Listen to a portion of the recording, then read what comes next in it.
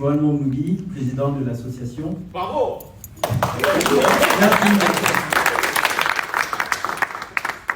Merci beaucoup.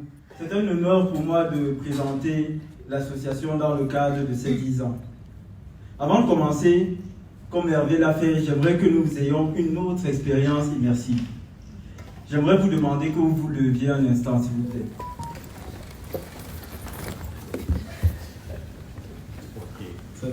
D'être partenaire avec nous sur nos 10 ans.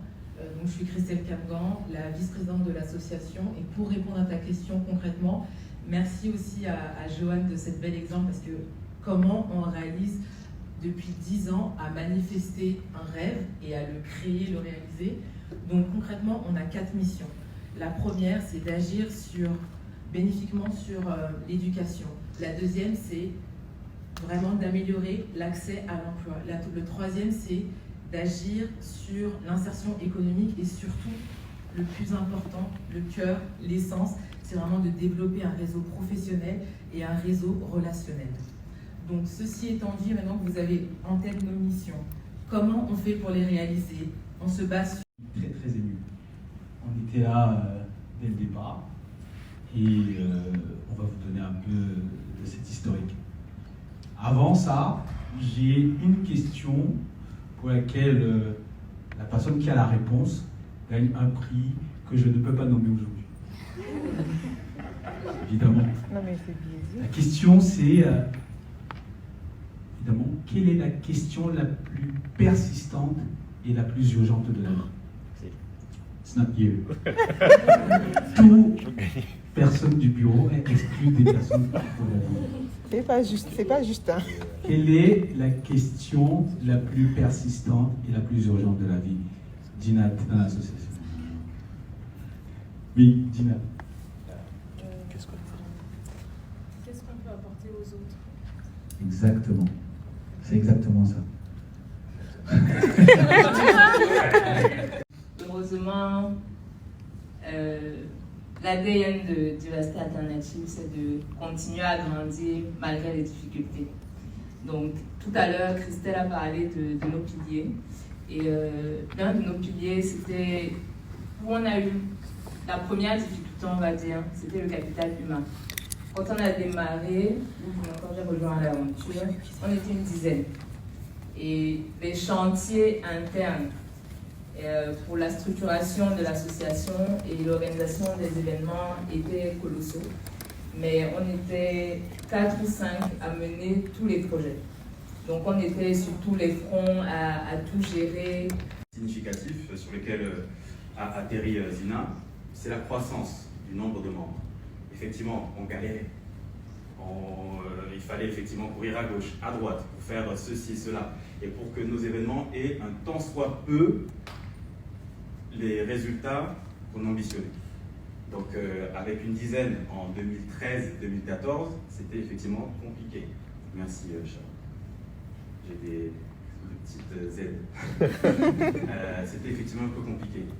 Maintenant, on se tarde d'être 115, ce qui représente une croissance de 1050%. C'est pas peu.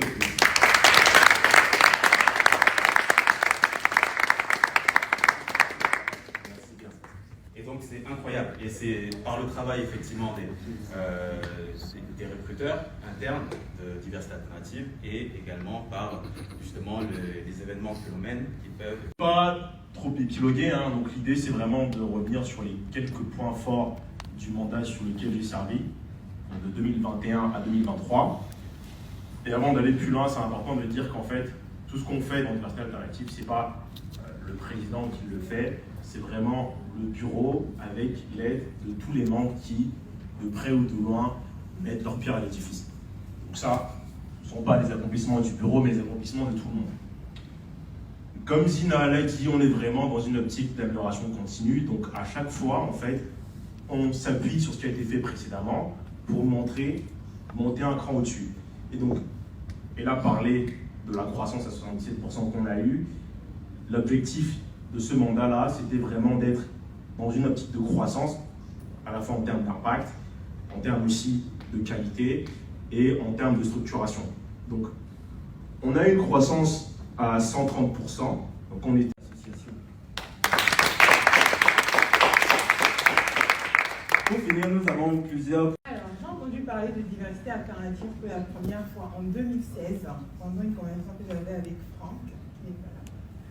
Et j'ai écouté de manière décisive quand il me parlait de l'association, je tiens à le préciser quand même. Mais c'était la première fois en 2016. Et du coup, qu'est-ce qui t'a attiré finalement? T'as écouté sans vraiment écouter, mais tu es là aujourd'hui, donc quelque chose s'est passé. Qu'est-ce qui t'a attiré? Alors, mon Si tu dis Franck, intégration... ça va pas le faire. Mon intégration dans l'association est situationnelle.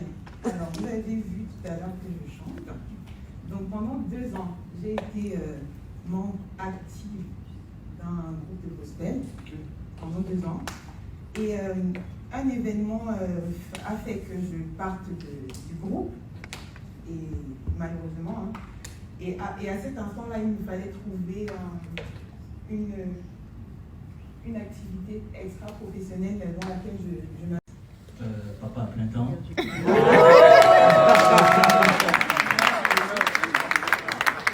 à temps partiel, consultant en transformation de la fonction finance. Il est riche. Sans l'argent, hein? Faut qu'on parle pour toi. Pas autant que certains. Ah, ça, c'est un autre débat. Ouais, ça. Bon. Est-ce que tu peux nous expliquer un peu quelle est ta vision, effectivement, de l'association? Qu'est-ce que ça peut t'apporter? Qu'est-ce que tu peux y apporter? Qu'est-ce que tu y as apporté, notamment, s'il te plaît? C'est long. C'est vrai que c'est long. Moi-même, quand j'ai fini ma phrase, je me suis dit pourquoi c'est aussi long. C'est long. Ma vision de l'association, ce que je peux apporter, ce qu'elle m'a apporté. J'ai pas l'habitude, donc merci. Ma vision de l'association, ce que je peux apporter, ce que j'apporte et ce que l'association m'a apporté. Depuis que j'ai intégré Dival, ça fait 5 ans déjà. Charles-moi, s'il vous plaît!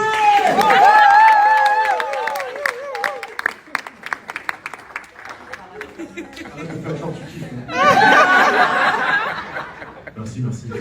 Ouais, c'est parce qu'on est... En 3 pièces. C'est les 3 pièces. Aujourd'hui, j'ai vu depuis tout à l'heure, je te le dans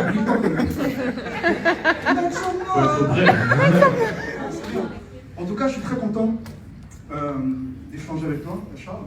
Est-ce que tu peux me faire du coup? La question est qu'est-ce qu'on peut faire pour les autres et de partager. Et la particularité d'Orange Money, c'est de soutenir les actions, comme je le disais tout à l'heure, menées par les personnes de la diaspora. Donc, on fait beaucoup d'événements. Et on a été contacté, moi personnellement, je ne connaissais pas. Diversité alternative, je n'en fais pas partie. Donc, je découvre en fait une association, une structure qui est portée par des personnes dynamiques qui ont envie d'en découdre et qui ont envie de valoriser des choses. Et ça, c'est quelque chose qui est très important et qui est bon à soutenir. Et Orange Money soutient cette association et par rapport à cet événement aujourd'hui pour aussi justement apporter, comment je vais dire, les accompagner en fait dans ce travail qu'ils font. Et je peux leur dire que peut-être que l'année prochaine on sera là également, mais on verra. Mais voilà, donc on est là pour accompagner les entreprises de la diaspora qui font des choses au niveau de la France et de l'Europe.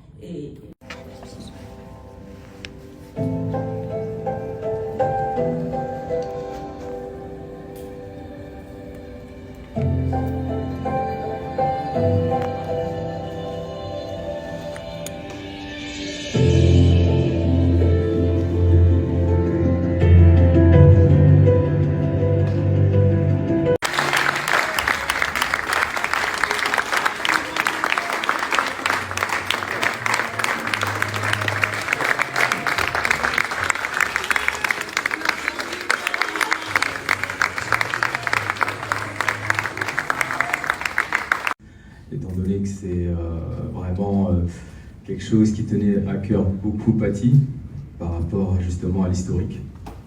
Et nous, cette histoire, en fait, on part toujours d'un sentiment à chaque fois. Enfin, c'est toujours comme ça que ça se passe, en fait. Paty, on se connaît depuis très très longtemps. Et souvent, on a des débats sur pas mal de choses, sur l'actualité, etc. Et souvent, c'est des choses qui vont nous révolter. Alors, plutôt que de continuer à parler, nous, l'idée, c'est justement de se dire comment on va on va essayer de peut-être éveiller les consciences ou raconter une histoire, tout simplement.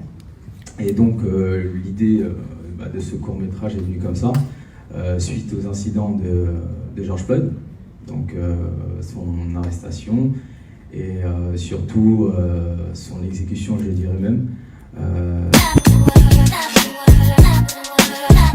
Nobody make me stop the world.